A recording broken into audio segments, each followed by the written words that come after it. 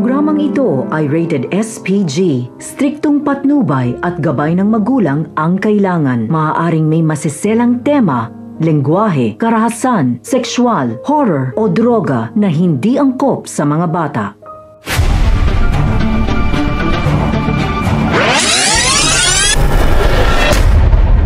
Mga kapamilya, hindi pa rin mapigilan ni Bubbles na kiligin dahil sa kabila ng kanyang pagtanggi na hindi niya gusto si Tanggol, ay mababakas naman sa kanyang mga mata na talagang may nararamdaman siya sa ating bida.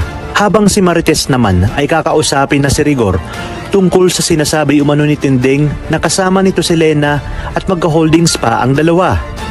Igigiit naman ni Rigor na huwag paniwalaan ni Tess ang kanyang nanay dahil gumagawa lang umano si Tinding ng kwento para magkasira sila dahil alam niya nga na mainit ang dugo nila sa isa't isa. Kukumprontahin naman ni Tess si Tinding upang pabulaanan na wala talagang namamagitan kay Rigor at Lena.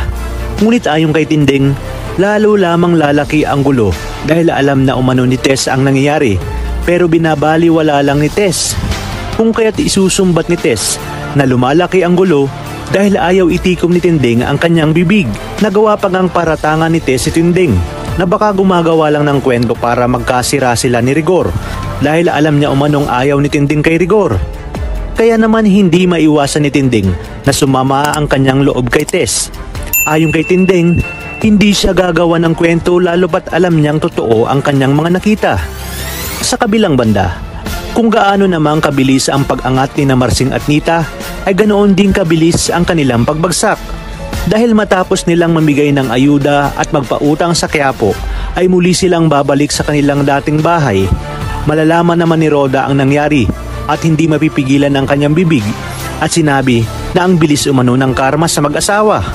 Nakiusap naman si Nita na doon na muna sila pansamantalang titira at dahil nga kay Rhoda na ang dati nilang bahay, ay sila na ngayon ang makikitira kay Rhoda. Wala namang nagawa pa si Marsing at sinabi kay Rhoda na hindi umano sila magtatagal at kapag nabawi nila si Mokang ay magtutuloy-tuloy na ang kanilang negosyo at agad naman nga silang aalis doon. Samantala, nalaman ni Olga na kinulong ni Ramon si Mokang kung kaya't sinabi niya sa kanyang sarili na bakit hinayaan pa ni Ramon na maiwan si Mokang. Ngunit sa kabila nito ay masayang-masaya pa rin siya dahil di umano magtatagal ay mapapalayas din si Mokang sa mansyon at bilang na ang mga araw nito.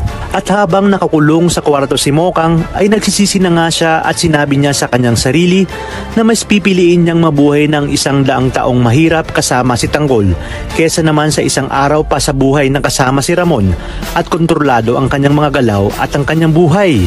Habang si Olga ay nagdiriwang dahil sa pag-ayon sa kanya ng pagkakataon upang maisakatuparan ang kanyang plano, ay sinabi niya sa kanyang sarili na pag nakuha na ni David ang lahat ng kayamanan ng mga Montenegro at tuluyan na ngang nailipat sa kanya, ay patatahimikin niya na umano ito dahil alam niya nga na tuso si David. Iminungkahi naman ng kanyang tauhan na si Paquito na kinakailangan unahin muna umano si Tanggol na maipatumba para talagang wala ng hadlang sa kanilang plano. Dahil hanggat buhay si Tanggol ay may posibilidad pa rin na magkita sila ni Ramon kahit na nasa bilibid pa ito. Kaya naman dito ay agad natatawagan ni Olga si Balatukan. Sa inyong palagay, ano kayang gagawin ni Olga sa oras na malaman niyang hindi pumayag si Chip Espinas sa gusto niyang mangyari? Kaya naman mga kapamilya, pakatutukan natin ang mas kapanapanabik na mga eksena. Ito lang sa pambansang teleserye ng Sambayanan, ang FPJ's Batang Quiapo.